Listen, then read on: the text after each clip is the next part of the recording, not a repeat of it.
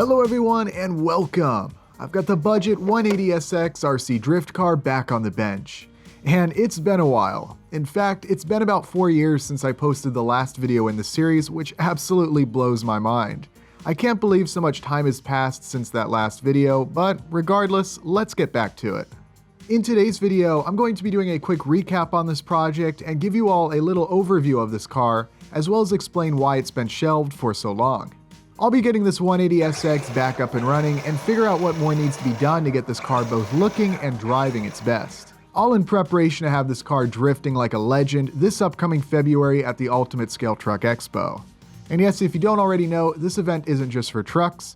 In 2022, there'll be both on-road classes for show cars and drifting too.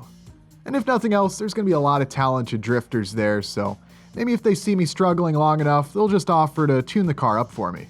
We can always hope, but hey, one thing that has changed over these past 4 years is that I've now got a proper shop to work out of, and I actually have enough space to put together a little drift course. So I should actually be able to practice a little bit, which is cool. I mean, you've all seen my driving skill, but you never know. I guess I'll call this video part 4.5, since it's more of a revival and recap than an actual continuation of the build. Of course, if you want to catch up with this project, you'd certainly be forgiven if you don't quite recall this project started about 4.5 years ago, but feel free to check out the playlist for this project, which I've linked below in the description. Just be ready for a lot more loud dubstep than what you'll find in my current content. I'd certainly like to think I've improved a little bit with my videos over the years, but I guess that's for you to decide. But hey, with the plan in place, let's get this 180 ready to slide.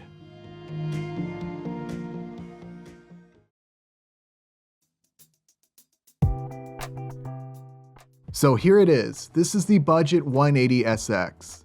The whole idea behind this project was to build a proper 110 scale rear-wheel drive drift car for under $300 US. I wasn't trying to build the absolute cheapest, crappiest rear-wheel drive drifter possible, but instead pick a relatively reasonable number of $300 and keep the cost below that. Now truthfully, I'm not really sure how relevant this build would be today, as there's probably a lot better stuff out there for the money, or at least certainly a lot more options. Rear-wheel drive drifting seems to have grown quite a bit, even just since I posted those original videos. There really seems to be more chassis options and different electronics available than ever before. Now with all that said, if you're really curious about what parts I used for this car, again check out that playlist below, but basically the chassis is a Sakura D4 with some pretty basic but well-suited electronics, topped with this awesome looking ABC Hobby 180SX body. If I recall correctly, I think this is supposed to be like a 1996 model Nissan 180SX, but I could be wrong. As you can see, a little dust had accumulated over the years, but once you get that wiped off, it's got a decent enough paint job and also some peeling window tint, so it's basically just like a real S13, so accuracy is pretty much spot on, but I do still want to get an interior of some sort put in, and I have a few other details that I want to add as well, but I'll talk a bit more about that in just a minute. Now I have put the wheels that you see here, which were included with the chassis, back on this car, as I found the tires were best suited for the surface that I last ran this car on. And even though I know some of you don't really like the look, I'm actually kind of digging it. I know I said I was going to swap these wheels out for something else, and I did for a little while, but I don't know, I kind of like the way the car looks right now. Now I'm sure a lot of you have noticed this custom 3D printed piece sitting on the chassis. I believe it was part 3 or 4 that I added this floor pan / body mount piece, but it's actually kind of cool and something I'm still pretty proud of. It both serves as a nice floor for the interior, as well as a nice easy way to connect the body utilizing magnets. It's cool, but it does have one flaw. These pieces here are secured to the inside of the body, so when you're pulling the body off of the chassis, it tends to pull on the paint, since polycarbonate bodies are generally painted from the inside, which this one is. I applied more glue later on, which seems to have sort of reacted with the paint a bit, but it has helped keep these body mounts super solid, so hopefully I can mitigate any issues. Aside from that though, I do really like this setup, and it will make a great base for adding any seats, dash, maybe a roll cage, and whatever else I want to add to the interior. So there you go, a quick overview of the budget 180SX. Now you may be wondering why this car has been sitting so long with no updates on this project. Well, there's a few reasons.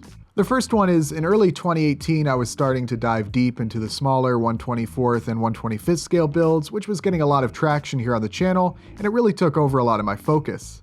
Also, and probably an even bigger reason, is that there really aren't many places that I could drive this car, since it's small and low enough that outdoor concrete and asphalt is too rough, but also it's too large to run indoors with the space that I had.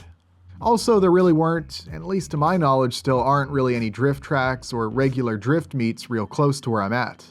I know there's a strong 1/10 scale drifting scene down south in Cincinnati and up north in Columbus, but I've never really heard of much happening right in my own backyard of Dayton, Ohio. Now, feel free to call me lazy here, but it would be a lot nicer to be able to regularly pop into a track or meet that's like a 10, 15, 20, 25-minute drive, rather than needing to do a 45 to an hour and 20-minute drive. Where there's a will, there's a way, sure, but it's a lot easier to really get into something when it's local to you and you can conveniently attend. Now, with that said, of course, if there are any tracks or meets in Dayton that I don't know about, certainly hit me up, as that would be great, but short of having a pop-up meet inside of a Walmart or a Menards that has some nice smooth floors, there doesn't seem to be much around here, although now that I think about it, the thought of an illegal pop-up RC drift meet inside of a Walmart or a mall somewhere would be pretty hilarious. But anyways, that's why this build has sort of been on ice for the past few years, but with the goal of running it at USTE now in place, I'm ready to get this thing back on the road.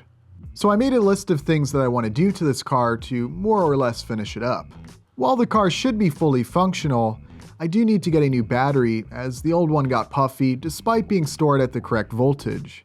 Bit of a shame, but oh well. I guess that's another reason this car got shelved, as that was the only shorty pack that I had. Really, it's just the cosmetic aspects of the car that need finished up. Well, that and a lot of tuning, I'm sure. As you can see, I masked off all of the lights so that light buckets and LEDs can be installed. However, I don't think I'm really going to be in any big hurry to install those.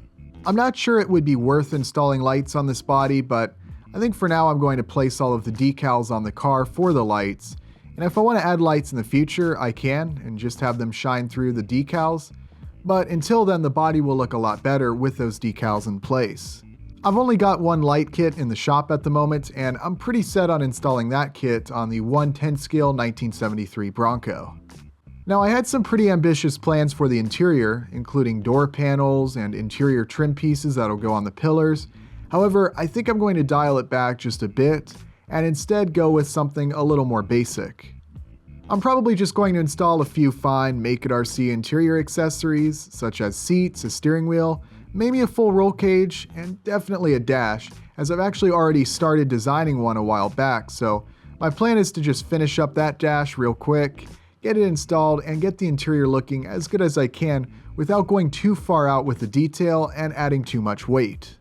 Also, don't let me forget to put a tailpipe in the rear and maybe some kind of inner fenders. I don't really want to glue anything more to the body, but I don't know, we'll see what I can figure out. Oh yeah, and some side view mirrors too. I might have one on the shelf, but otherwise I'll probably have to design and 3D print some. But that's about it as far as what I have planned. Only thing left to do is to take it for a quick test drive just to make sure everything still works.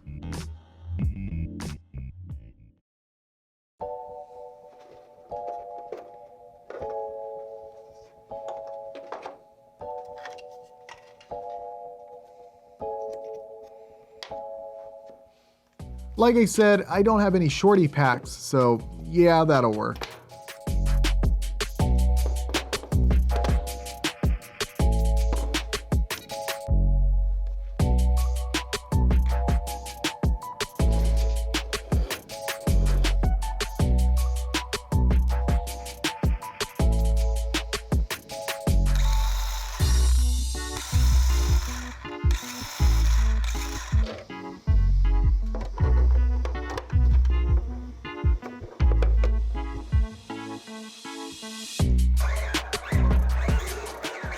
And it's alive. It needs some serious tuning, but we'll wait for the proper battery and interior pieces to be added first before diving into that.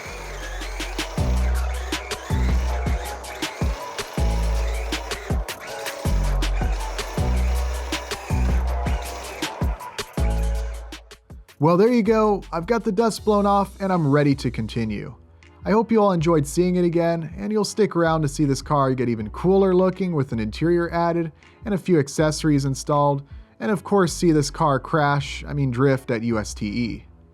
But that is going to be all for today's video. I want to thank you all very much for watching, and I'll see you next time.